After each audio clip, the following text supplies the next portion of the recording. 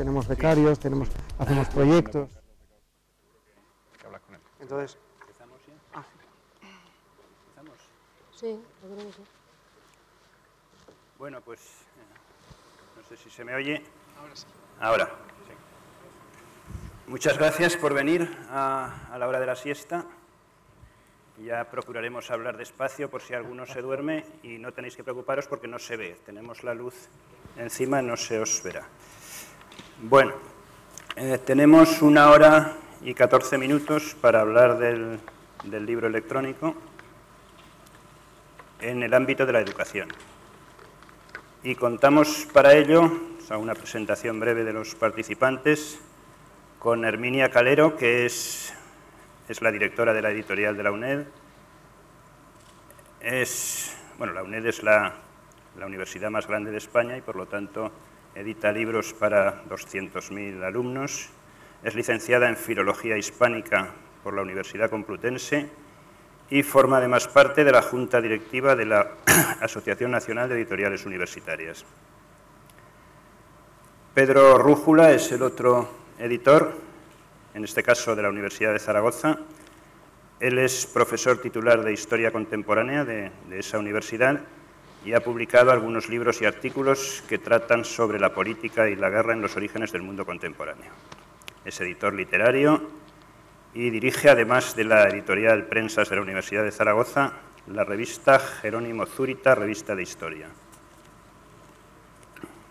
Luis González Martín es licenciado en Derecho por la Universidad Autónoma de Madrid, es máster en Asesoría Fiscal y Laboral por la misma universidad, es funcionario del Cuerpo Superior de Administraciones del Estado y ha desempeñado puestos directivos en distintos ministerios. Actualmente ocupa el cargo de director general adjunto de la Fundación Germán Sánchez Ruiz Pérez. Bien, y yo soy el director del centro de la UNED de Barbastro. Me falta Daniel. Tampoco. para lo único que lleva corbata. No, pero Por eso debe ser por eso. debe ser por la corbata y porque del correo electrónico que me envió dijo que él no pensaba hablar del libro electrónico. Entonces, bueno, mil perdones, Daniel. Daniel Torres Mancera es ingeniero superior de telecomunicaciones por la Universidad de Málaga, executive MBA por el Instituto de Empresa. Bueno, actualmente es director del Centro Superior para la Enseñanza Virtual de la UNED, encargado de gestionar la formación de más de 350.000 participantes en comunidades de aprendizaje.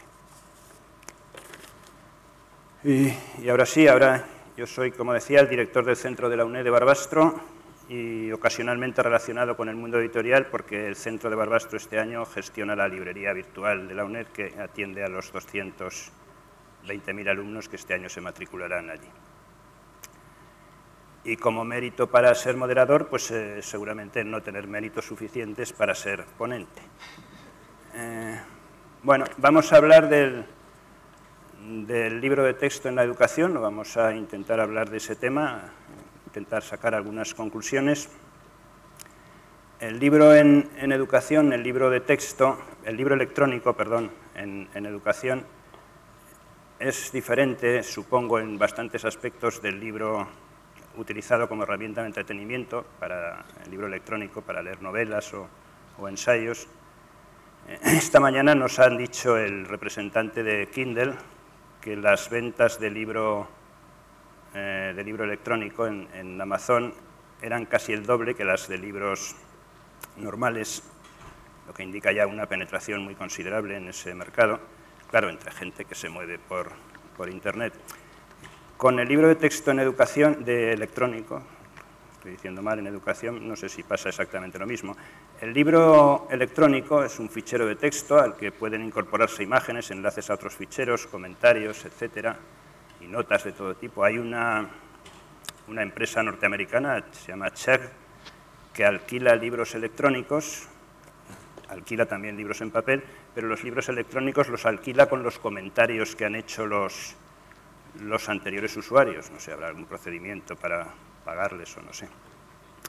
El libro electrónico tiene ventajas ecológicas, quizá hay una expresión extendida entre los estudiantes norteamericanos que cuando para referirse al hecho de estudiar en libros en soporte papel, dicen estudiar en árboles muertos, lo que parece indicar una cierta ventaja en términos de sostenibilidad.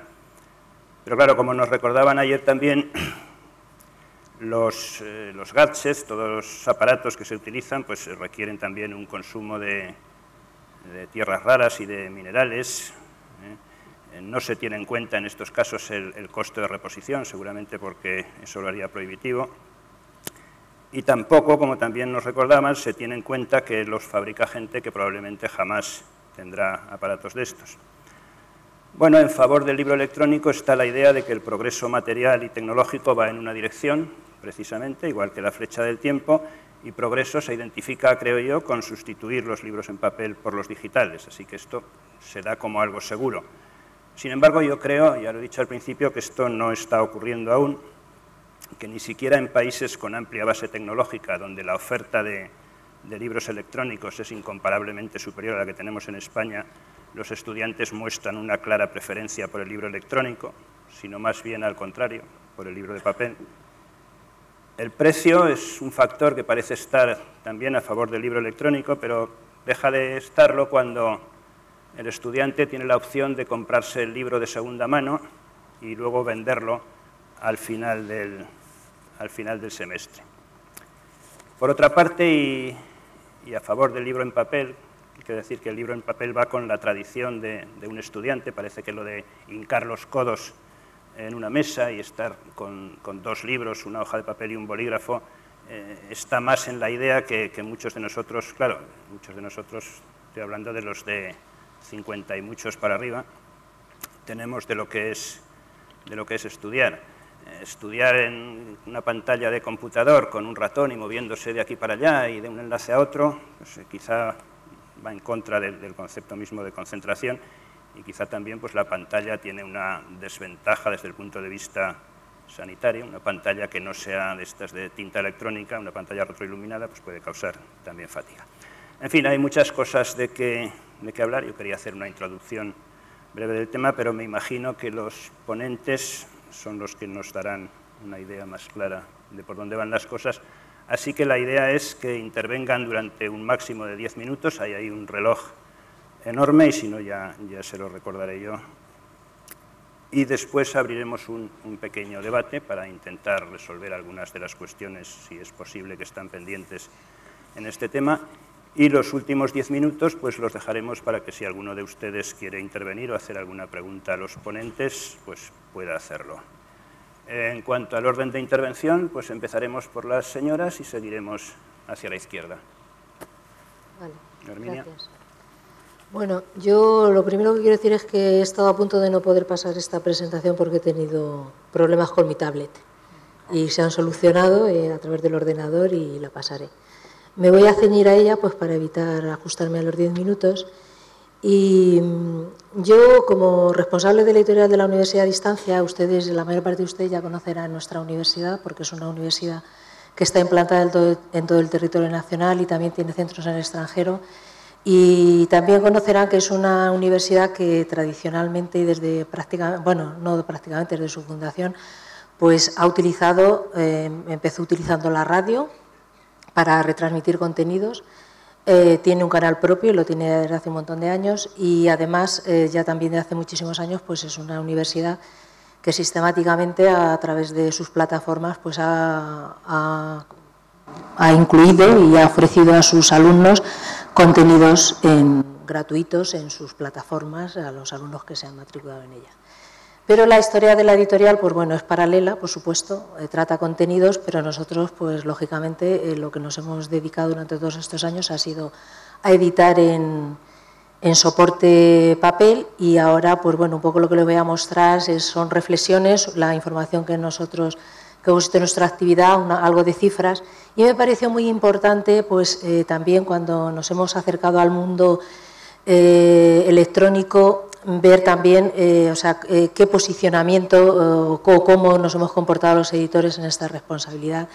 Y, por supuesto, siempre teniendo en cuenta, que para mí creo que es fundamental, en el caso nuestro de que somos una editorial educativa y además somos un servicio público y una universidad, pues, bueno, es un aspecto, o tratamos aspectos bastante diferenciados de lo que supone pues, las personas que editan en electrónico sus propias publicaciones y, bueno, y temas de todo tipo, novelas, otro tipo de literatura. Entonces, bueno, me pareció importante contextualizar un poco, cuando nos ponemos ahora que está muy de moda, está emergiendo todo este mundo, y parece que ya como tratamos como el mundo electrónico como algo así residual, o sea, fundamental, y lo de, no sé, el papel, ya parece que el pobre va a morir o no sabemos lo que pasa con él, y todos tenemos esa enorme curiosidad, y creo que ha quedado de manifiesto que venimos todos siempre con el ánimo pues por saber por dónde van las cosas, qué estamos haciendo y todas estas cuestiones. Entonces, yo he sacado una serie de, bueno, les pongo aquí lo que es nuestra editorial físicamente, donde estamos en Madrid, en la sede central, en la ciudad universitaria, y como tenemos unas instalaciones estupendas y nos hemos cambiado hace poco, pues se las muestro, y si alguna vez necesitan algo, que tienen que ir a Madrid o quieren visitarnos, pues lo hacen y estaremos encantados de recibirlo.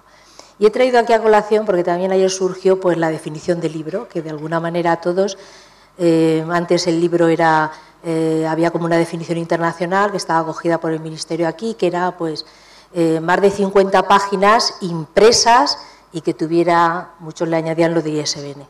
Y ya en el 2007, en la Ley de la Lectura del Libro y de las Bibliotecas, ya hay una nueva definición, que es obra científica, artística, literaria.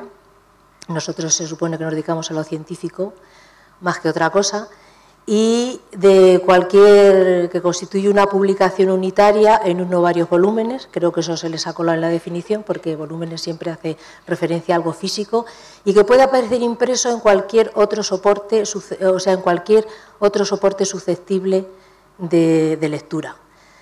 Entonces, bueno, hubo una polémica, yo me acuerdo hace 20 años, cuando este mundo ya nos empezamos a plantear eso, que decía, bueno, es que lo electrónico no va a ser un libro, no está en soporte papel, donde está esa definición, pues bueno, se cambió un poco tarde, pero en 2007 ya.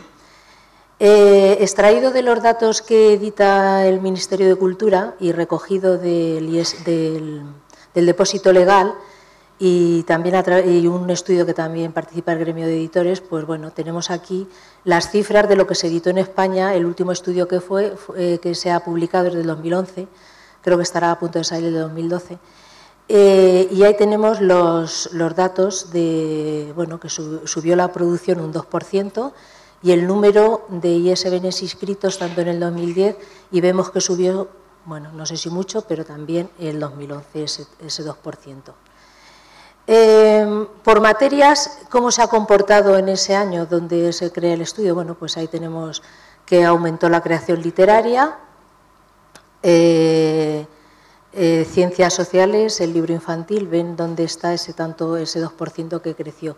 Y luego vemos un descenso en los libros de texto, un 6,9%. Por idiomas, ¿no? Como en la edición, me parece datos de interés, como en España editamos principalmente en las lenguas españolas, ahí está, en español el 83%, el 11% en catalán, en todas las ciudades. Y luego en las traducciones, principalmente en inglés. ¿Quiénes más editan? ¿Qué comunidades o qué ciudades? Aquí pone, ¿no? Madrid. En este caso comunidades, el 33%, le sigue Cataluña, Andalucía, Valencia y el resto, el 17%.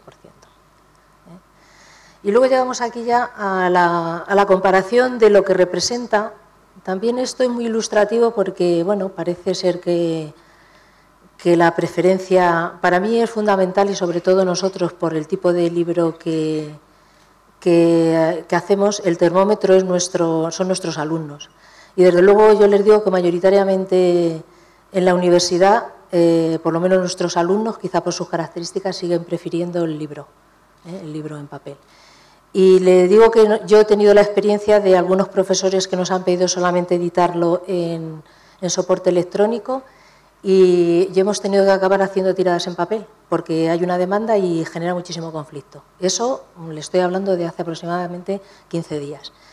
Vemos en esta gráfica cómo se comporta, cómo al final va creciendo, va aumentando significativamente la edición electrónica y se sostiene, y luego ya en los 2 últimos años ha bajado la edición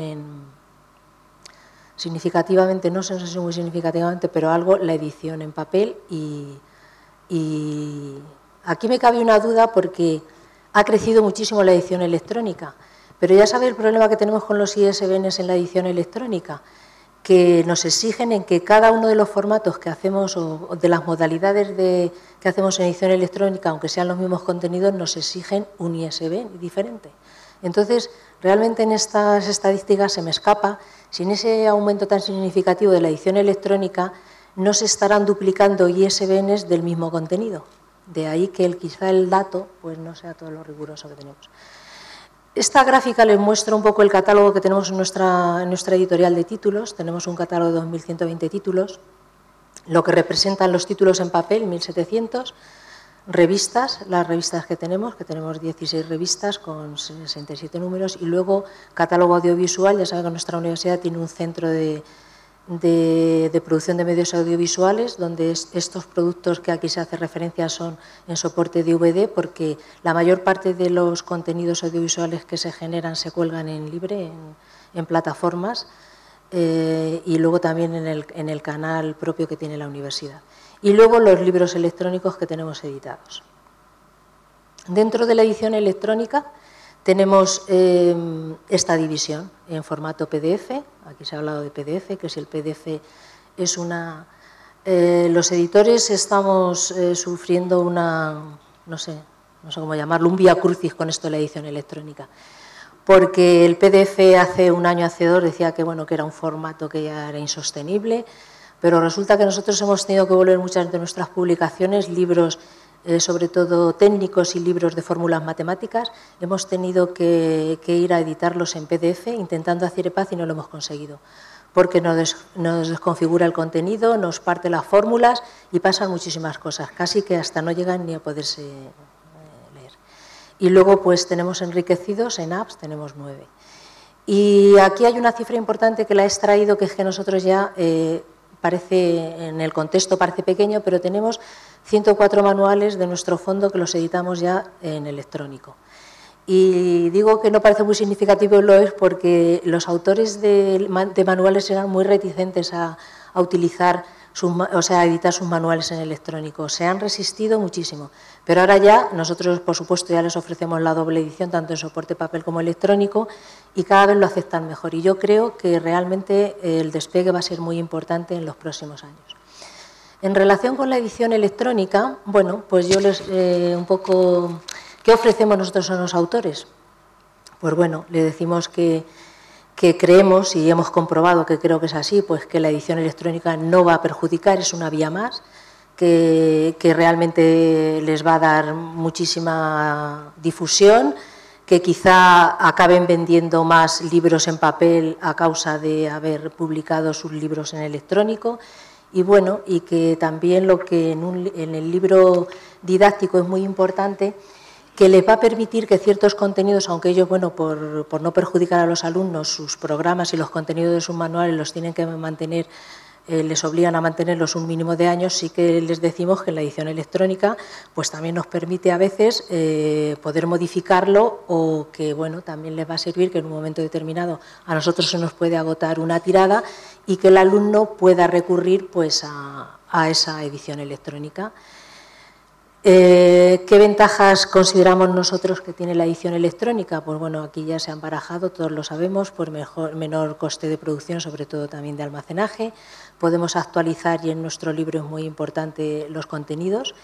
Reducción de gastos de distribución, pues aminora también, lógicamente, los tiempos de edición. Y ampliación de la accesibilidad y la difusión. Nosotros, sobre todo, es muy importante la accesibilidad y la difusión. ¿Por qué? Porque tenemos muchísimos clientes y muchísima gente en Hispanoamérica que quiere acceder a nuestros contenidos y tiene mucha dificultad. Ya saben ustedes que la distribución en los países hispanoamericanos es prácticamente imposible en soporte papel, y es carísimo y no llega. Y nosotros tenemos una franja... Ah, ¿ya tengo? Ah, pues bueno, voy. Pues es que, ¿y dónde está ese reloj? Que no, son el 00. Eso es todo. Vale. Bueno, hay las ventajas, lo saben, ayer también ventajas medioambientales, que aunque aquí se ha dicho de los soportes, pues bueno, las hay. Indudablemente creo que los dispositivos también están y se utilizan para otras cosas, pues también se pueden optimizar para libros. Ya paso muy deprisa, son las plataformas donde están nuestras publicaciones, las apps. Y acabo enseguida. Bueno, decir simplemente ya para terminar que nosotros también como editorial, pues la edición electrónica pues, supone un esfuerzo de formación, de información, de todo nuestro, bueno, tanto de mío como responsable, como también con todo mi equipo editorial. Y bueno, aquí esto ya se ha dicho, pues más o menos las ventajas que puede tener, los PDFs y los EPUB, y bueno, luego si sale estas cuestiones me imagino que van a salir. Es un poco nuestra redistribución por porcentajes en España y en el resto del mundo. Y ya un poco la curva de que nosotros nuestras ventas en electrónico las hemos duplicado en un año, las ventas en electrónico. Y luego, bueno, aquí un poco los posibles libros que son susceptibles de editar en electrónico, los que editamos, y los que no editamos por diferentes causas. Muchas veces también porque tenemos publicaciones, un fondo editorial que a veces no podemos publicar porque es muy costoso, porque no tenemos el soporte en electrónico. Y nada más. Yo por mí Muchas gracias, Pedro. Bueno, pues mi intervención va a ser complementaria a la de Herminia, con lo cual así el tiempo que se ha extendido casi es de rampa. Yo voy a hacer una intervención más genérica sobre lo que es la edición universitaria, que yo creo que es un tipo de edición con bastantes peculiaridades. Peculiaridades con respecto al conjunto de la edición, es decir, creo que la edición universitaria es bastante concreta. Y por otro lado, dentro de lo que sería la edición de enseñanza, también la edición sobre enseñanza de universidad es muy diferente de otros niveles de enseñanza, es decir, que lo que estamos planteando funciona específicamente en este ámbito de la enseñanza. En general, cuando se reflexiona sobre los objetivos concretos de una editorial universitaria, suelen atenderse a dos direcciones.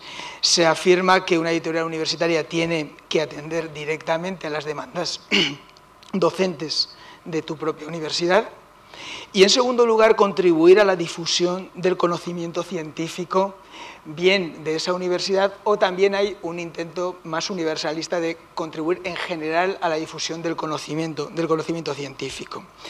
Bien es cierto que cada editorial universitaria tiene su historia, y a lo largo de esa historia ha ido desarrollando particularidades, costumbres, colecciones, prácticas que se van institucionalizando, y entonces, pues, a partir de esos troncos de los que estamos hablando, pues estas editoriales terminan no solo publicando pues, manuales o monografías científicas, sino que también pues terminan editando clásicos, traduciendo libros que se consideran importantes para las disciplinas, e incluso no es extraño encontrar editoriales universitarias que tienen colecciones de creación.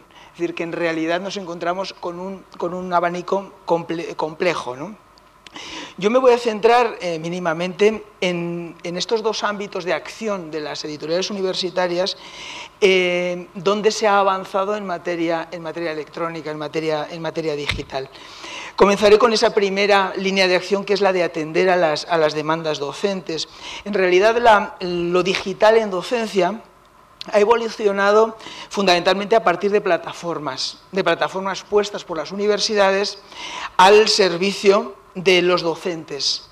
Los docentes suben ahí sus materiales digitales y se han habituado a utilizarlas como digamos, una plataforma inmaterial a través de las cuales ir proponiendo actividades a los alumnos.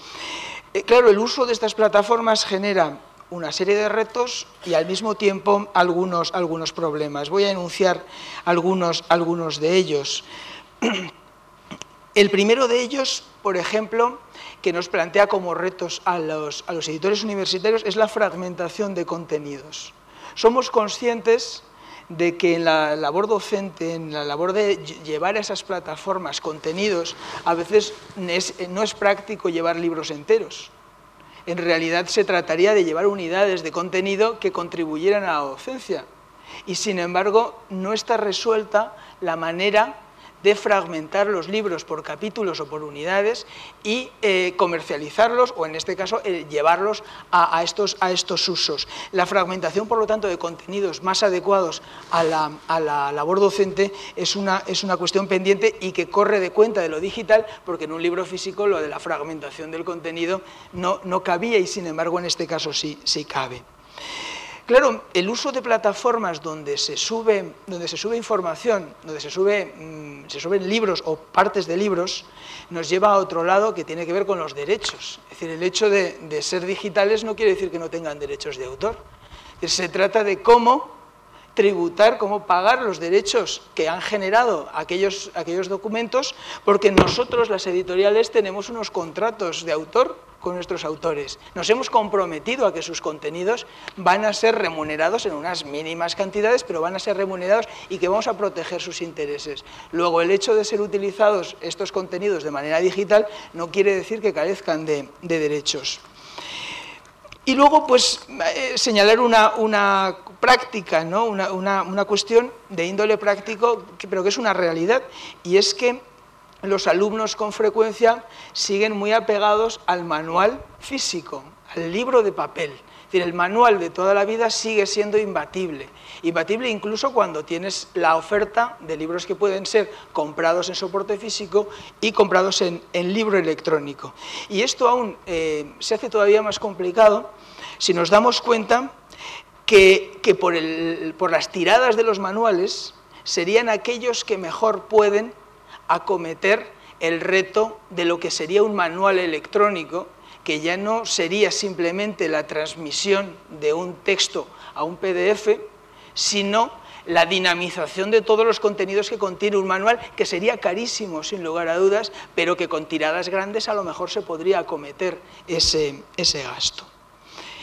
Y en segundo lugar, la otra línea de acción de las editoriales universitarias, el contribuir a la difusión del conocimiento científico de la universidad, pues allí se ha llevado, en las universidades se está llevando un amplio proceso de digitalización.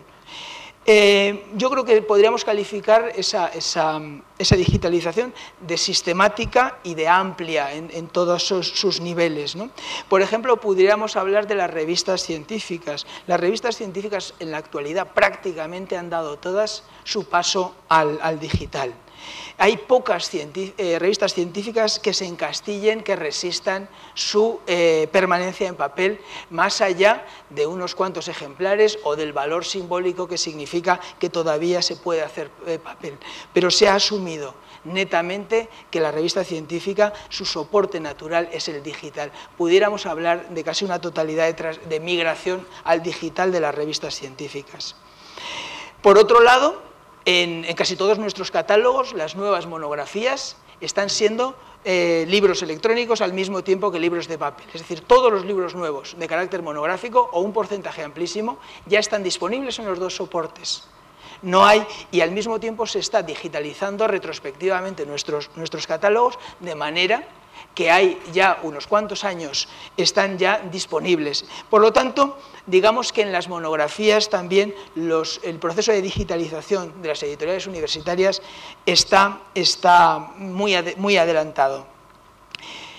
Por otro lado, claro, para estas monografías sí que ha sido un estímulo lo digital, porque hemos conseguido, lo señalaba Herminia, la venta en mercados distantes. Es decir, hay barreras que el libro físico en sus procesos de distribución no ha sabido franquear.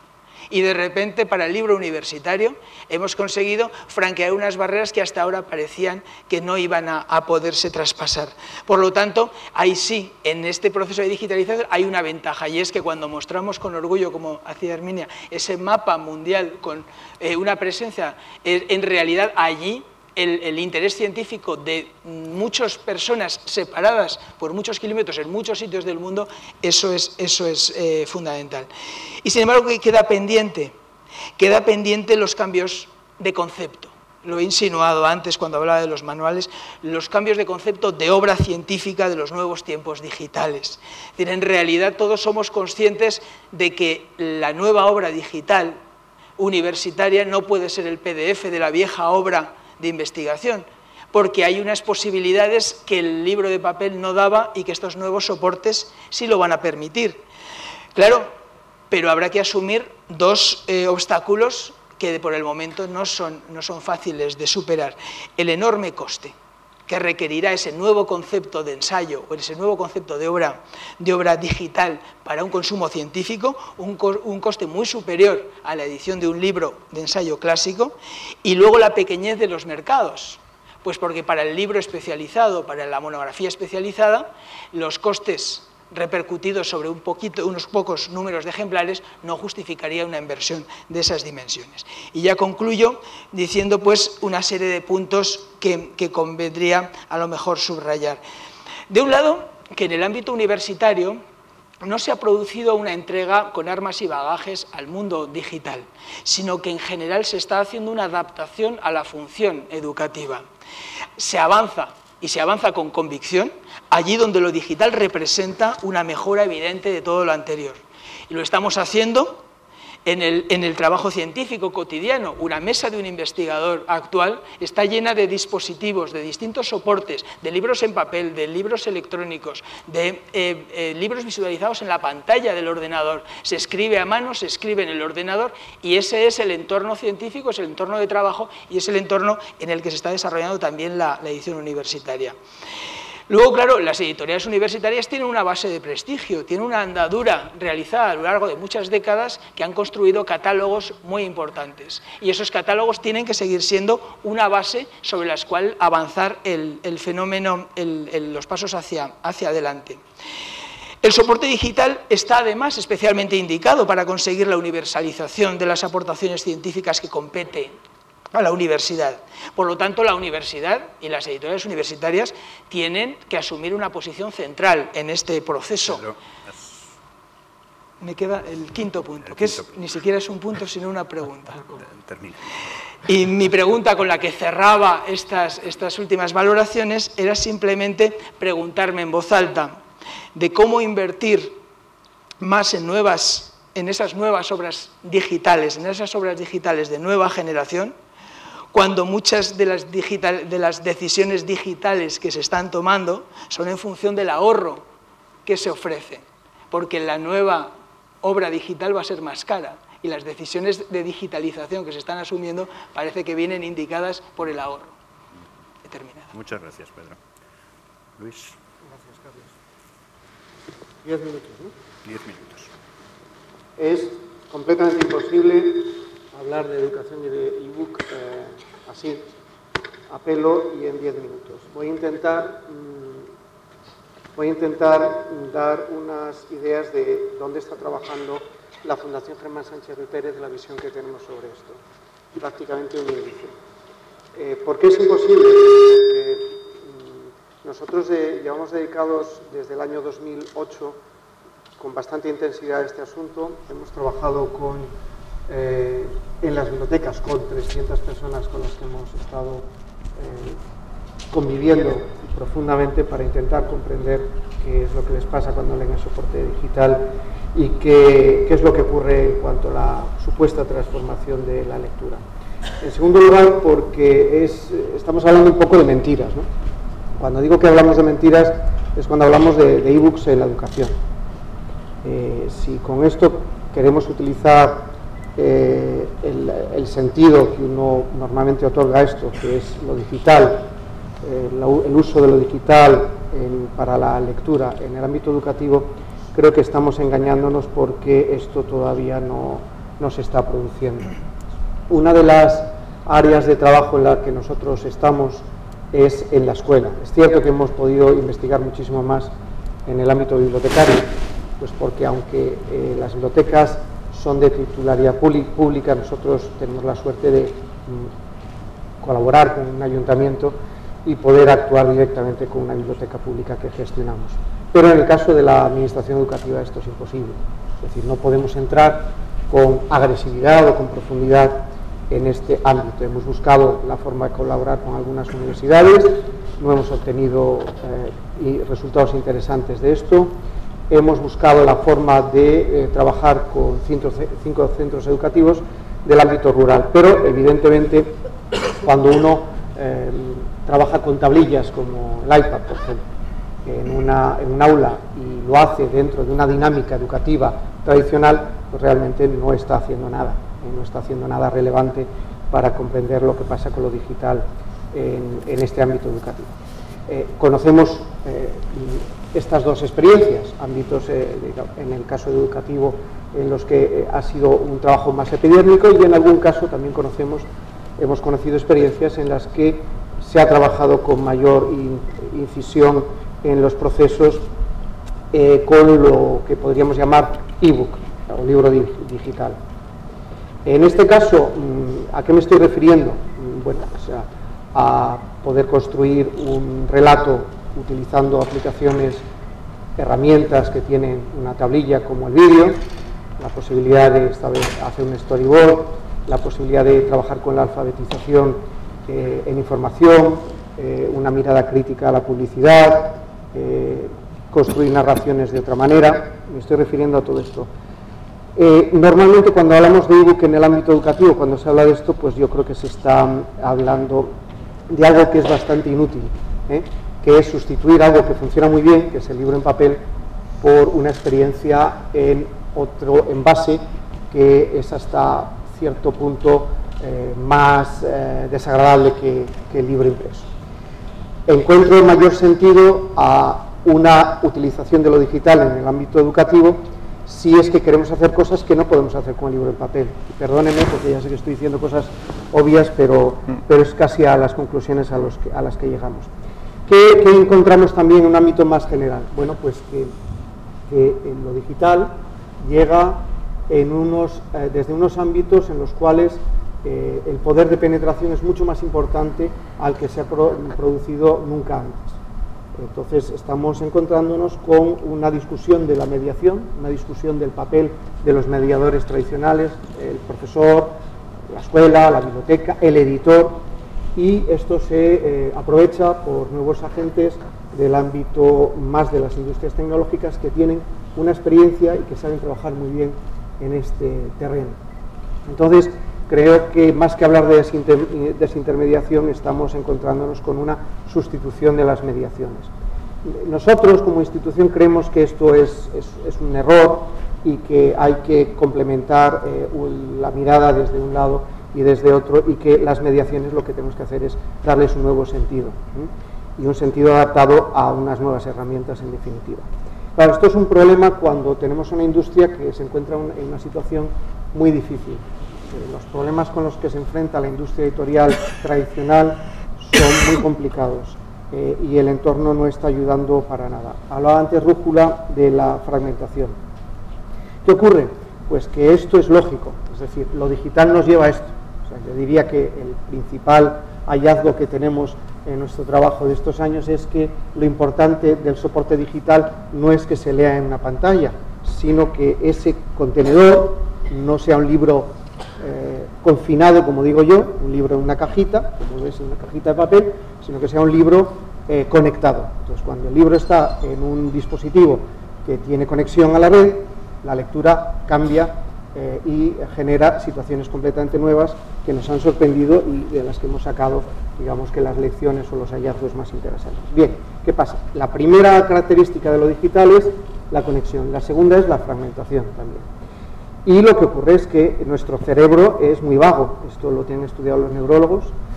Cuando hablamos, cuando encendemos la luz, intentamos hacer el uso más económico de recursos, y cuando leemos igual. Por eso nos cuesta más leer la Crítica de la razón pura que otro tipo de novelas sobre otras cosas, ¿no? Entonces, la fragmentación lo que te exige, evidentemente, es una dinámica educativa nueva. Entonces te exige tener profesores que son capaces todos los lunes, todos los martes, todos los miércoles, y así sucesivamente, de inventar lecciones utilizando learning objects o utilizando secuencias didácticas determinadas. Y lo cierto es que, como se ha dicho, el manual es imbatible. ¿Por qué? Pues porque es más cómodo, porque necesitamos editores. Todos, nuestro cerebro necesita que nos editen la información. Y entonces lo que deberíamos intentar conseguir, y podríamos solicitar a las autoridades que tienen competencia en esta materia, es transitar hacia una escuela y una universidad en la cual se lea, porque yo a veces tengo dudas de que se lea en la universidad, perdón, que se lea, que la universidad sea un lugar básicamente de lectura. Leer consiste también en escribir y en formar sus propias lecciones cada uno con la bibliografía.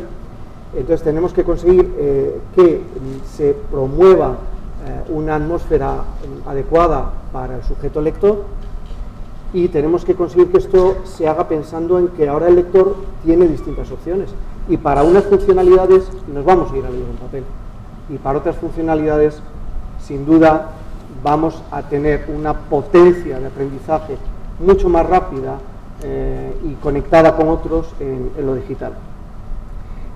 Al final, si no, a lo que nos vamos es a llamar libro digital a una fotocopia de un libro en papel en forma de PDF, que puede tener también su utilidad en ciertos aspectos, pero que no es exactamente agotar ni mucho menos las posibilidades que tiene la lectura digital en el ámbito educativo, ¿no? Y básicamente esto es lo que yo quería decir, para no poder quejarme luego de que me excedo, ¿no? Pues muchas gracias, Luis. Daniel. Sí, muy bien, muchas gracias, muchísimas gracias, Carlos, y a todos los compañeros de aquí arriba de la mesa, porque la verdad es que, en efecto, como decías antes, cuando me hiciste el honor de invitarme aquí a compartir este debate, pues te lo dije enseguida. Dije, una mesa sobre libros electrónicos, y es que no hacemos nada de eso. O sea, no puedo hablar de libros electrónicos porque no los hacemos ni los vamos a hacer. Es como, ¿de qué voy a hablar? Y además, de lo poco que pueda decir, ya lo han dicho mejor los colegas que saben de lo que hablan, ¿no? Que sois vosotros y el público, ¿no? Todos los que estamos aquí. O sea que, empezando a pensar en qué podía contar, de qué podíamos hablar, pues se me ocurrió que hay tres temas que vienen al caso y que pueden ser útiles, que pueden ilustrar el momento en que nos encontramos y del que podemos sacar paralelismos, ¿no? Que siempre puede ser una dinámica interesante. Los tres temas de los que quería hablar son las hibridaciones, las rupturas y las epifanías. O sea que empiezo por las hibridaciones. Por poner un paralelismo con otras industrias que pueden sernos útiles en el momento en que se encuentran ahora mismo las editoriales universitarias o los distintos agentes de la cadena de valor de la publicación de libros electrónicos aplicados a la educación. Un primer ejemplo que podemos son todos ejemplos sacados o inspirados por el libro de Clayton Christensen, el de los años 90, el del dilema del innovador, o sea que seguro que os suenan pues prácticamente todos los que podamos comentar. Un primer ejemplo es el de Intel, es un ejemplo paradigmático, el fabricante de los microprocesadores, ¿vale? Christensen, en su libro, lo que viene a decir es que hay agentes que precisamente pueden estar en riesgo, no decimos que fallen en sus sectores, pero que sí pueden estar en riesgo de fallar en sus sectores, no porque no innoven, sino precisamente porque son los mejores en hacer lo que hacen, porque innovan mejor que nadie.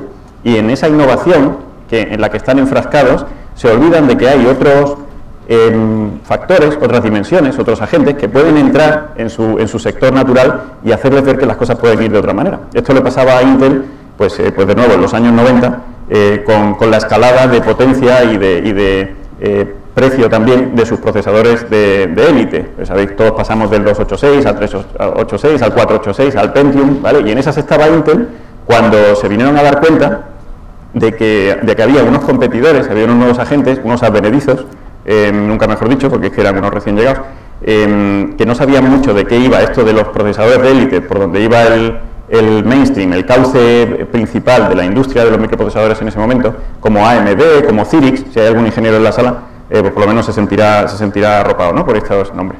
Claro, Intel lo que decidió en ese momento, y decidió bien, fue, en lugar de empeñarse aún más en mantener esa carrera alcista en las prestaciones y los precios de sus microprocesadores como vía única, preocuparse también por ver qué estaban haciendo estos otros competidores que estaban haciendo ver que había otra forma de pensar en el concepto de microprocesador, como eran AMD y Cyrix. Y lo hizo. Intel creó el Celeron, que era un procesador de unas prestaciones un poco más discretas, con un precio mucho menor que los que tenía hasta ese momento desarrollados, y que, por cierto, se convirtió en el procesador más vendido de la historia de Intel. Fue un procesador clave para dar a Intel la caja que necesitaba para seguir a día de hoy en la carrera por los mejores procesadores del mundo. Se cargó a AMD básicamente, quitó del mercado a AMD y Cyrix, que también es algo que las compañías privadas suelen querer hacer, y no es que los borrara del todo, pero sí puso a Intel donde tenía que estar, muy consolidado en el número 1.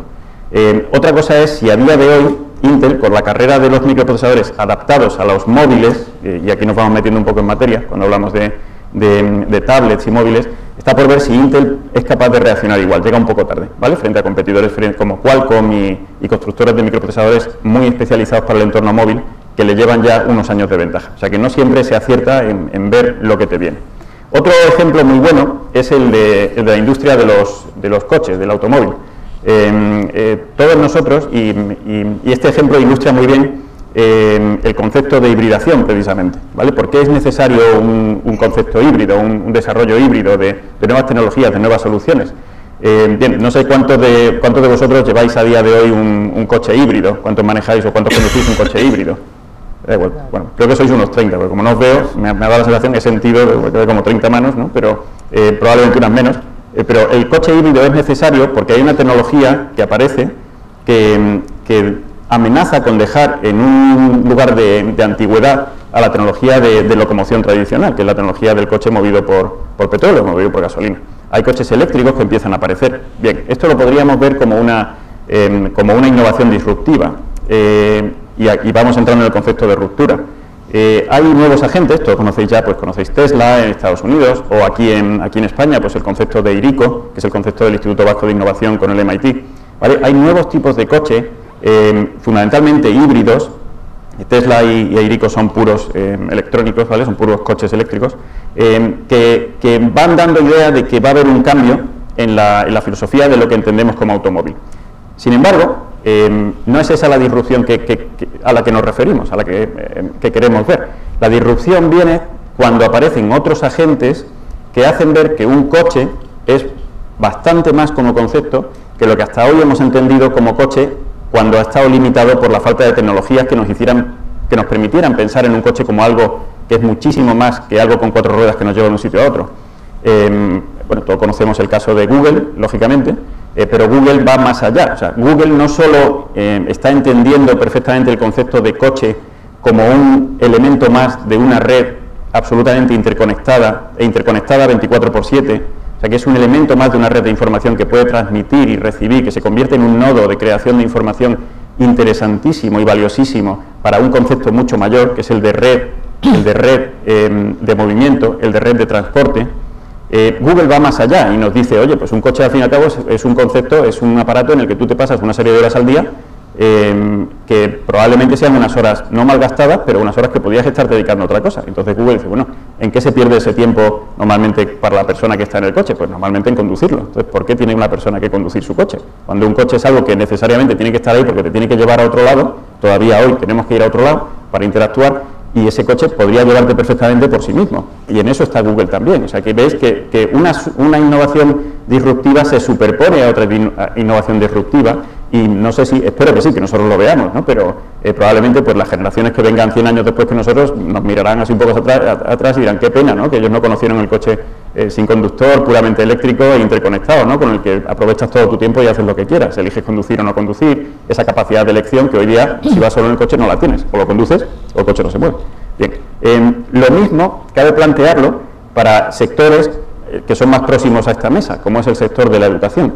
Claro, cuando estamos hablando de instituciones que están a día de hoy empezando a vislumbrar, empezando a atisbar el hecho, a intuir el hecho de que hay nuevos agentes que están entrando, que son insignificantes, que no van más allá de unos pocos cientos de miles de participantes, aunque algunos empiezan a crecer un poco más, pues como son un Coursera o un Udacity o un Apple, que empieza a meterse en el mundo de la educación con sus propias soluciones, o el propio Google, ¿vale? Y que presenta en nuevos formatos el mundo educativo en general, no digo solo el universitario y otros muchos sectores, el preuniversitario también, el sector de la formación a lo largo de la vida también, las empresas dedicadas a la formación, están empezando a ver que surgen agentes pequeños, advenedizos, que vienen con nuevas propuestas que vistas de forma aislada podrían parecer minoritarias, pero que vistas con un poco más de profundidad, en realidad llevan a una pregunta mucho mayor, nos hacen enfrentarnos a una pregunta que casi diría que es freudiana, ¿no?, porque es la pregunta que muchas veces nadie se atreve a hacer, es la última pregunta, es la pregunta de dónde sale el propio valor de la experiencia de aprendizaje, de la experiencia de formación. Claro, cuando hablamos de la clase dada la vuelta, de este flip classroom, cuando hablamos de estos nuevos conceptos, de darle la vuelta al concepto, de redescubrir el concepto de la autoridad del maestro, de la autoridad del profesor, del papel del profesor como orientador, de alumnos que desde su infancia más temprana están aprendiendo con una serie de herramientas en las manos que nosotros no hemos conocido ni muchísimo menos a su edad. Todo esto demanda nuevos formatos de aprendizaje. Pues claro, el concepto del libro electrónico lo pillamos muy fácil, se pilla muy bien. O sea, no nos damos cuenta muchas veces de que cuando usamos un libro electrónico lo que estamos usando en realidad es una cosa que no tiene nada que ver con un libro electrónico, que es una aplicación informática que está diseñada para que a nosotros nos parezca que estamos pasando las páginas de un libro.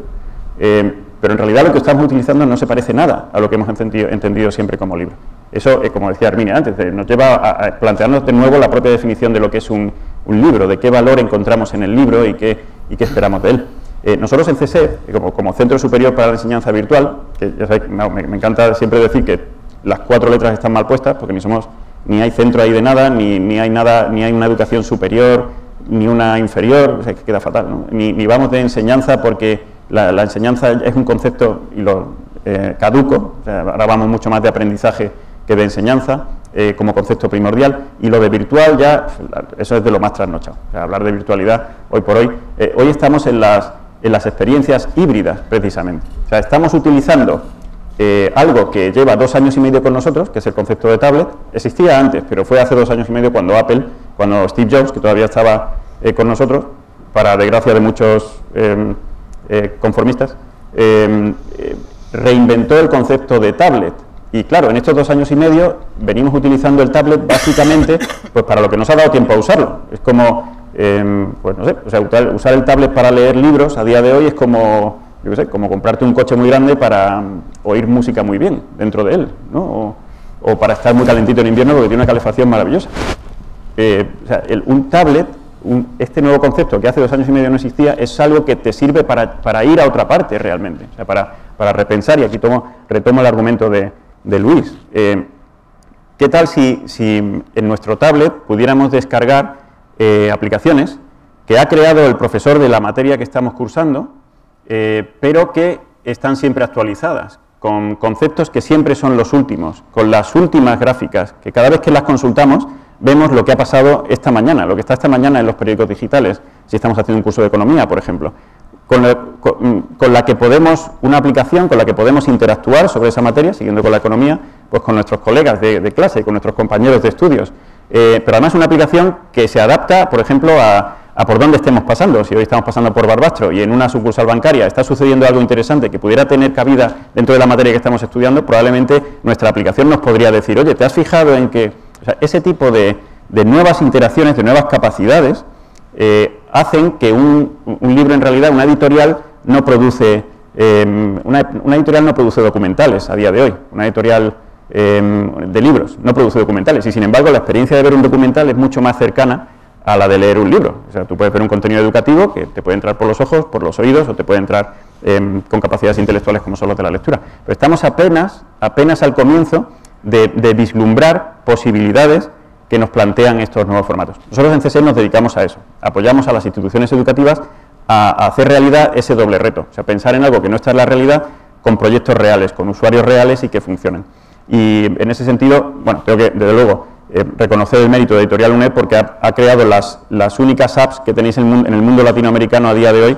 O sea, si buscáis en la App Store o en Play Store, tenéis las mejores apps que se han producido a día de hoy en el mundo universitario y que son un primer paso en este futuro de posibilidades. Pero estamos produciendo mucho más y van a venir muchas más. Gracias. Gracias, Daniel. Bueno, pues nos han presentado la Editorial UNED y hemos oído una serie de cosas interesantes en relación con los libros. En parte, una cosa que apuntaba yo al principio, que es que los libros en papel tienen todavía una ventaja considerable. Pedro ha dicho que eran imbatibles y Luis ha dicho incluso algo más, que se estaba tratando de sustituir el libro en papel sin necesidad alguna, puesto que el libro en papel para lo que como herramienta de estudio pues funcionaba perfectamente.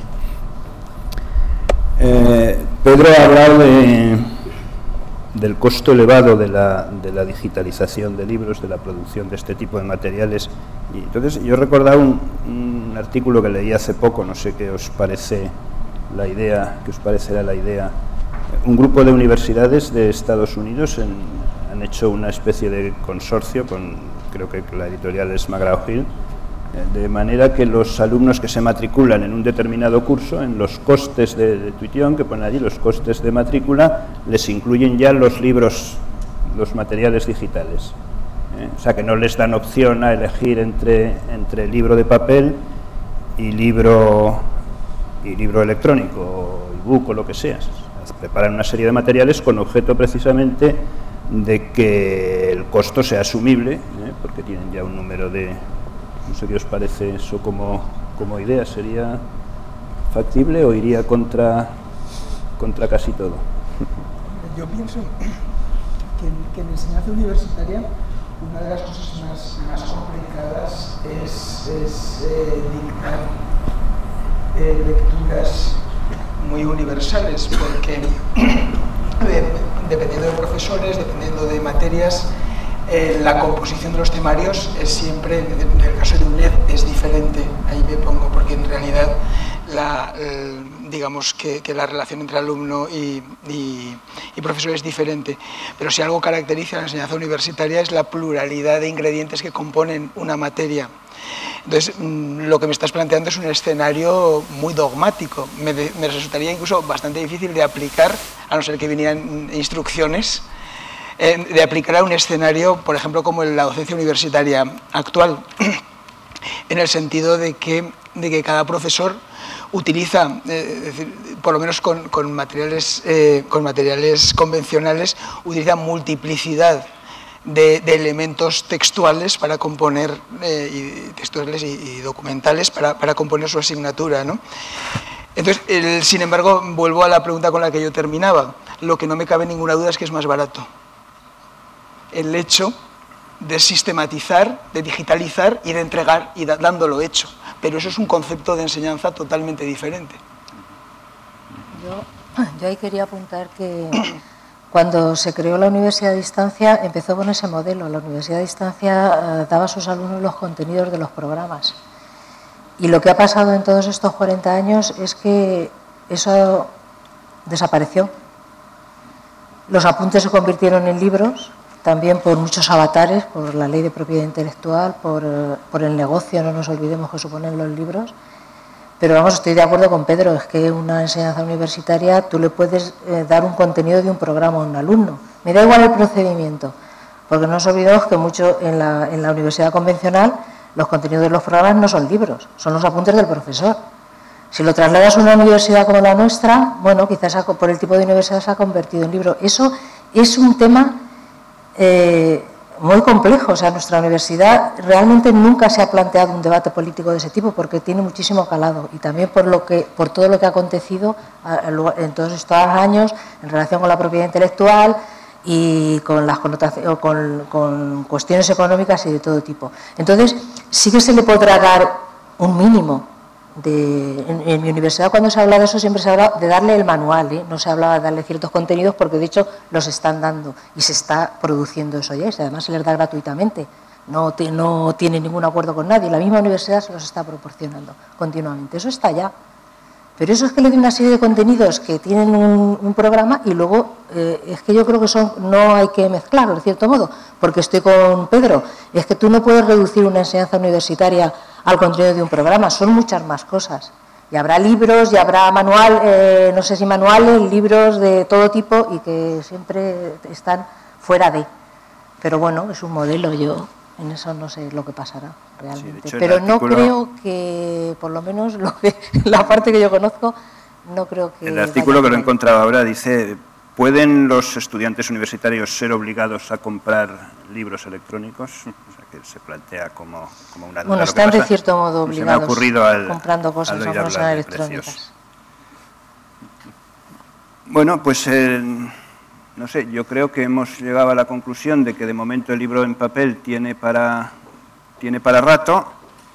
Daniel me ha parecido, bueno, digo me ha parecido, igual Daniel, que que Herminia, que me ha parecido que decían algo porque por alguna razón las voces de allí llegan aquí a este punto distorsionadas, cosa que no me ocurría con Luis ni con Pedro. O sea que lo que ha dicho Daniel, pues en parte lo supongo y en parte pues he intentado adivinarlo, ¿no? Es porque iba con doble sentido. No, pero porque no lo he oído, no porque se oye mal, es lo que estábamos diciendo con Luis.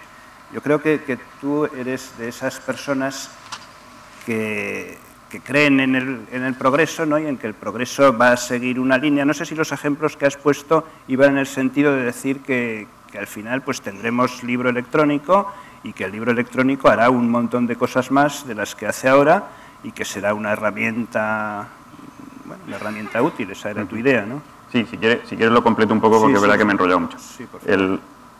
A lo que iba es a que las editoriales universitarias, editoriales en general, pero en concreto las universitarias y las universidades que tienen la suerte inmensa de contar con aparatos potentes de editorial, son los agentes mejor situados para tomar nota y convertirse en protagonistas de nuevas dinámicas que están apareciendo dentro de sus propios entornos. Dinámicas de aprendizaje que incluyen el uso de nuevos formatos. Hay profesores pioneros, hay alumnos, hay estudiantes muy pioneros, hay clases enteras, comunidades de aprendizaje, que cuando hablamos de las epifanías, hay dos grandes epifanías de la formación del aprendizaje en los últimos 5 años. Uno, la primera epifanía es la creación de las comunidades de aprendizaje, cómo ganan peso las comunidades de aprendizaje como concepto, comunidades que pueden ser incluso masivas. Y la segunda gran epifanía, la segunda gran revelación es el poder de la movilidad aplicada a la educación. Esos dos conceptos están haciendo aparecer nuevos formatos de aprendizaje, nuevos formatos muy radicales, muy innovadores. Y mi convencimiento es que las editoriales tenéis la mejor situación ahora mismo para aprovechar esos nuevos conceptos y convertirse en líderes y en pioneras de esos nuevos conceptos.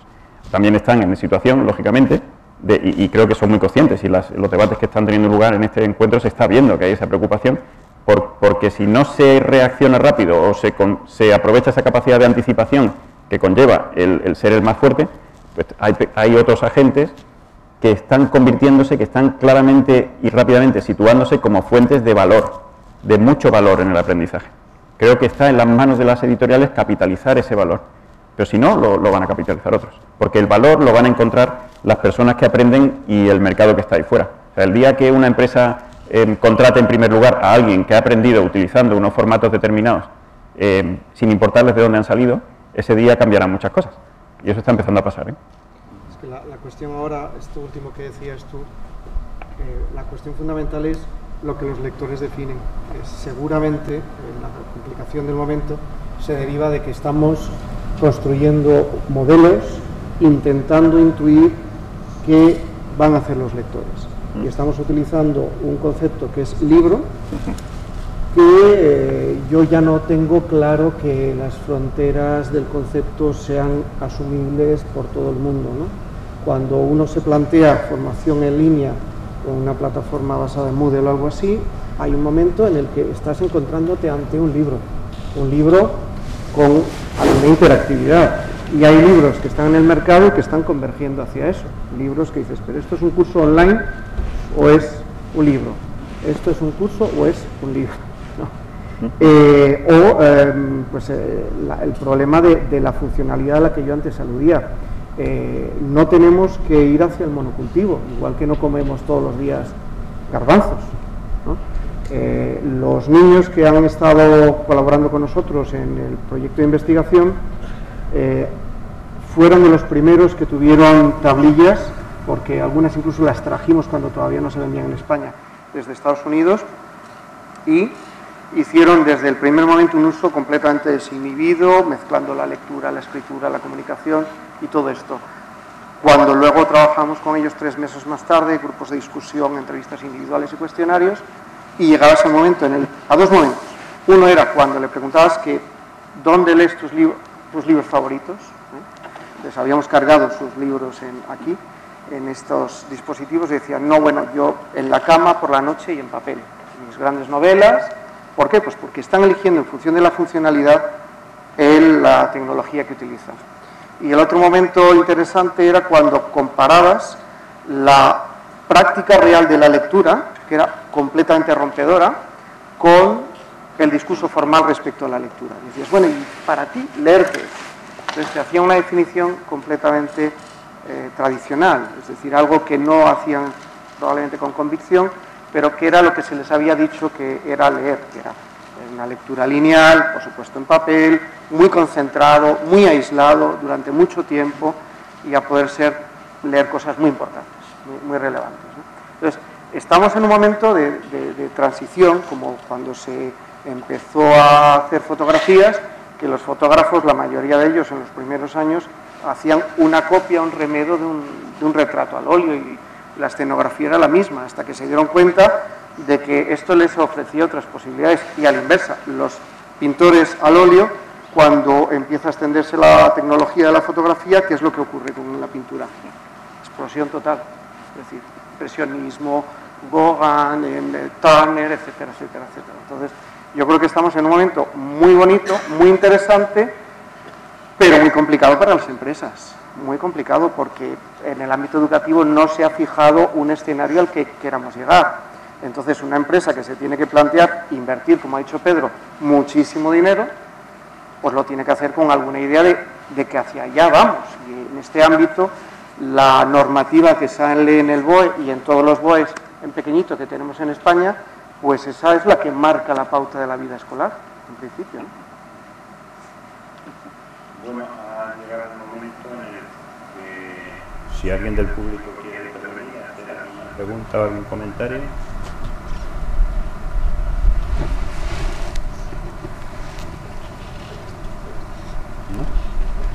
¿No? Nadie. Es que no veo. Pues adelante. Oscuridad. ¿Sí? Sí, adelante. Sí, me gustaría saber cuándo hicisteis este estudio con los niños y les hicisteis esta pregunta de en qué formato habían leído más estos libros de ficción, cuándo se hizo este estudio, si ha sido una cosa muy reciente o ha sido hace 3 años, que me parece muy interesante porque ha habido una evolución tan rápida que... Sí, tienes razón.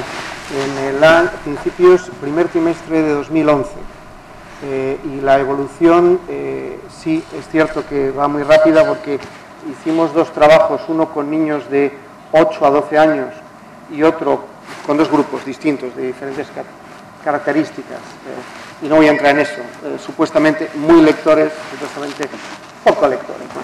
Es una clasificación en la que tampoco somos muy dados ya a creer. Y hicimos esto en un trimestre y hicimos otro trabajo con otra novela diferente con adolescentes de 13 a 18 años. Y los resultados fueron realmente muy, muy distintos, ¿no? Hay un salto en estas edades muy notable, probablemente por los propios estímulos. Yo vivo con una persona que toda su vida ha visto una Wii y que no le sorprende esto como a una persona mayor, pues nos puede impactar, ¿no? El que haya un aparato que lea nuestros movimientos y que podamos interactuar. Entonces, sí es cierto, para no minusvalorar esto, que el impacto de lo que entra en el mercado como tecnología es muy grande y que está modificando nuestras vidas completamente, incluso como para que confundamos el caso de la paella, ¿no? El contenido con el continente. Yo oigo mucha gente que está confundiendo el concepto de libro con el concepto de lugar en donde tienes ese libro.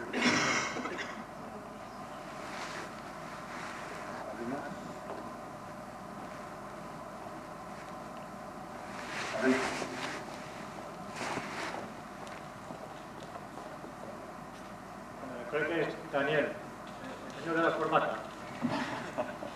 Si he entendido bien lo que has explicado, lo de hibridización, sí. Dices que es importante que las empresas, las editoriales, empiecen a incorporar gente de fuera del ámbito de las editoriales para poder traer nuevas ideas y conceptos a la experiencia del libro, porque en tu opinión creo que quiere decir que el libro va a empezar a incorporar nuevas formas, nuevas cosas y va a dejar de ser un libro como lo hemos conocido hasta ahora. Va a ser otra cosa. Y así tenemos que traer gente desde fuera para añadir nuevas ideas frescas, conceptos, como lo que Google está haciendo con el coche. El coche va a ser algo muy distinto en el futuro y Google está metiendo. No sé si podéis hablar un poco más de esto. Claro, de hecho, ahora ya no he dicho eso, pero lo has hecho mejor. Yo lo he hecho así también. En efecto. Ahora, me gustaría hacer un poco más radical, si te parece. O sea, lo que está haciendo... A ver, las aplicaciones con las que podemos ahora mismo aprender ya en un entorno móvil, ¿vale? Y un tablet es un elemento móvil de aprendizaje, es un móvil que te lleva siempre contigo, ¿no? Esas aplicaciones no son una evolución del concepto del libro, son algo nuevo, que nosotros en nuestra forma de entenderlo, para trazar un camino de evolución hacia eso, estamos procurando asimilar al concepto del libro y procuramos hacer trascender. Google, o sea, para que haya un recorrido que llevar, que nos permita que sea más fácil esa evolución. Es lo que está haciendo Google también. Google a mí me importaría poquísimo si mi próximo coche, ojalá, ¿no? Pero mi próximo coche fuera, yo qué sé, un Google con motor Tesla, ¿no? O un iCar con motor Iveco, ¿no? Pues genial, que además no lleva un motor, lleva 4, uno en cada rueda. O sea, es una cosa completamente nueva. Es un habitáculo con forma de huevo, más o menos, que lleva 4 ruedas y entonces no se cae. Pero fuera de eso, es una cosa completamente distinta al concepto. Otra cosa es que nos sea más fácil pensar que eso es una evolución del coche actual. Lo mismo con esto, lo mismo. Lo que digo es, y ahí, gracias por la conclusión que sacas, porque en efecto, o sea, creo que está en manos de la industria editorial actual incorporar ese conocimiento. Incorporar ese conocimiento se puede incorporar de muchas maneras, o sea, y Hermina lo ha contado, o sea, lo hemos visto, o sea, de nuevo. Lo que pasa es que en ese momento yo creo que estaba pasando tan deprisa que había una variable importantísima, que es el esfuerzo de recapacitación de los profesionales que ya están dentro, ¿vale? Pero lógicamente eso se puede hacer con muchas colaboraciones, y luego en nuestra forma de entenderlo coincido totalmente contigo, ¿eh? La mejor forma de evolucionar tú hacia conceptos nuevos es juntarte con alguien que lo está haciendo mejor que tú, o que esté en esa onda. No mejor es una palabra muy fea, pero que esté en esa onda de esas nuevas cosas. Nosotros trabajamos todo con la gente que sabe, con los mejores en cada campo. Y la verdad es que es espectacular, espectacular. Los plazos se reducen a partido por 10, los presupuestos involucrados se reducen por 100. Los resultados son espectaculares. Cuando captas, ves que hay alguien que está haciendo algo muy interesante, te juntas y llevas proyectos conjuntos adelante. O sea que totalmente de acuerdo, ¿no?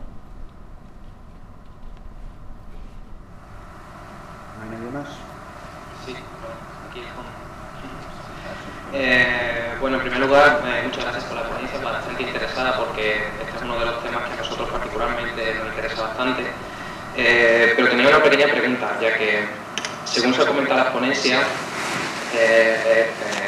bueno, es verdad que las universidades tienen una gran producción de contenidos de investigación, tienen una necesidad de difundir esos contenidos, ya no solo al mundo en general, sino a sus propios estudiantes. Entonces, pero claro, se produce aquí un problema porque si las universidades no cuentan con estos servicios editoriales para dar salida y difusión a esos contenidos, por nuestra propia experiencia suelen tener mucho recelo para ceder esos contenidos a terceras partes o otras editoriales para que sean editados y puestos en circulación, ¿no? Claro, entonces mi pregunta es ¿cómo casa esa necesidad de difusión que tienen las universidades con ese hermetismo que suelen tener a las editoriales? Y la siguiente pregunta, claro, ¿cómo podríamos entrar nosotros como editoriales a participar de esa producción de contenido cuando son ellas las que nos ceden los contenidos? Yo creo... Gracias. Bueno, yo no sé, te quería contestar que yo creo que las universidades tienen muchísimos... Vamos, yo hablo por la experiencia de la nuestra, pero sí que los difunden, Lo que se ha barajado aquí es la gran... O sea, nosotros estamos aquí hablando del libro electrónico, pero aquí hay una mezcla de muchísimas cosas. O sea, las editoriales... Yo, por ejemplo, que bueno, también somos un caso excepcional en eso, porque ya digo que nuestra universidad cuenta con contenidos audiovisuales, aplicaciones de todo tipo, porque nosotros tenemos un colectivo de profesores que son muy tecnólogos todos ellos, y ellos hacen cosas. Y nosotros lo que le estamos ofreciendo, os lo digo por mi propia experiencia ahora, es que todos esos contenidos que ellos tienen dispersos, yo no le digo, te voy a hacer, no sé, se llama un app que es un libro. Eso no es un libro, eso es otra cosa. Porque nosotros ya estábamos con los mismos contenidos haciendo productos distintos. Nuestros profesores grababan vídeos, lecciones, han hecho muchas cosas y las tienen ahí. Y ellos, por supuesto que las difunden y van principalmente muchas de ellas dirigidos a sus alumnos. Y nosotros lo que le estamos ofreciendo es diciendo, bueno, eso que tú tienes en diferentes formatos, te voy a hacer un producto. Y yo hay una cosa que, bueno, no sé, Daniel, en ese aspecto de la parte económica, para una editorial universitaria cualquiera que no sea la nuestra, porque la nuestra también, eso es una cosa muy cara. Si una editorial tuviese que producir un vídeo producido, o sea, lo que es producir un vídeo, y requerir servicios para hacer ciertas aplicaciones de las cosas, al final... yo esto también que me lo expliquen, o sea, es una producción muy cara, y además no nos olvidemos, muy cara, y que partimos aquí y se barajan, ¿no? Y encima quieren casi que la regales. Nosotros hemos colgado apps y tal, vale, eso por un lado. Y por otro lado, que ya se me ha ido, no sé lo que quería decir, luego, cuando hacemos ese producto, tenemos la limitación de los dispositivos. Por ejemplo, las apps tanto de Apple como de Google, pues se ven en una tablet. Y tú, sobre todo cuando estamos hablando de contenidos para estudiantes y para gente masivamente, no le puedes, en el aspecto ese de contenidos que sean esenciales y tal, lo tienen que ver en un aparatito como este que cuesta bastante caro. Entonces, al final, siempre tenemos que, cuando nosotros vamos a trasladar esos contenidos, siempre se hace en los dispositivos que tengan más agilidad de lectura y que sean más accesibles y más baratos. Ahora todo lo que tiene todo el mundo es un ordenador. Y luego, bueno, pues yo en el caso particular de mi universidad tiene muchísimos contenidos en abierto que están colgados en sus canales, toda la producción audiovisual que hace la podéis ver, que yo en eso, al hilo de lo que decía Pedro, el hecho de que sea libre y gratuito no quiere decir que no esté protegido, todo está en Creative Commons y por supuesto son productos totalmente protegidos. Y el derecho moral de todo lo que hacen los profesores y los autores está protegido. Eso es independientemente de que lo cobres o no. Y yo, desde luego, por mi experiencia, yo no tengo ningún caso en mi universidad en eso, y yo, desde luego, en la parte que me toca, estoy abierta a hacer todo lo que... Y, de hecho, nosotros venimos 2 años, hicimos este plan experimental, que son 2 apps que están colgadas, han estado en libre y ahora las vamos a comercializar, 4 que hicimos, ya llevamos 9, y no sé, yo todo lo contrario, me encanta, y estoy con Luis de acuerdo, que me encanta poder ofrecerle a mis profesores y a mis autores, decirle, muy bien, tráeme tu proyecto que vamos a ver cómo te lo vamos, o sea, cuál es el formato más adecuado, qué finalidad tiene, y cosas que no las tienes por qué llamar libro, pero que sí, te las quiero editar, yo las quiero difundir, quiero entrar ahí, y no sé, y aprender, y yo creo que mi equipo en eso también está entusiasmado y queremos avanzar. Lo que pasa es que, bueno, estamos donde estamos no sé, se puede avanzar porque yo creo que también tenemos muchísimas dependencias de la tecnología, de la carestía de los dispositivos, y luego no hablemos del software. Y cuando entras en ese mundo es que tienes todos los problemas, o sea, todos, porque ahora estamos viendo lo fácil que era editar en papel. Porque claro, esto que nos han vendido muchísimo humo, y cuando estás ahí en el día a día, tomar las decisiones es muy complicado, es muy caro, y desde luego, y claro, y el trabajo y la carga, porque claro, nosotros estamos trabajando con 4 o 5 plataformas, pero el trabajo es nuestro, porque nosotros ponemos todos en las plataformas, y es un trabajo del personal de la editorial. Entonces, bueno, hay muchísimas cosas, es que todo esto requeriría, vamos, muchas horas bueno, yo hablo desde el punto de vista de la experiencia, pero vamos, desde luego en ese sentido yo por lo menos hablo en la parte que me toca, de querer transmitir y dar a conocer y apoyar a nuestros docentes para que eso lo lleven a cabo y difundir sus conocimientos y todas las cosas que hacen, desde luego sí que estamos encantados y queremos. Lo que pasa es que también es cierto que los autores también tienen su criterio y su manera de ver las cosas y las tenemos que respetar. Tenemos ya los de la siguiente mesa redonda esperando ahí fuera, así que Herminia, Pedro, Luis y Daniel, muchas gracias. Espero que hayamos contribuido a aclarar alguna cosa, si no, pues por lo menos lo hemos intentado. Gracias y gracias a ustedes por haber venido.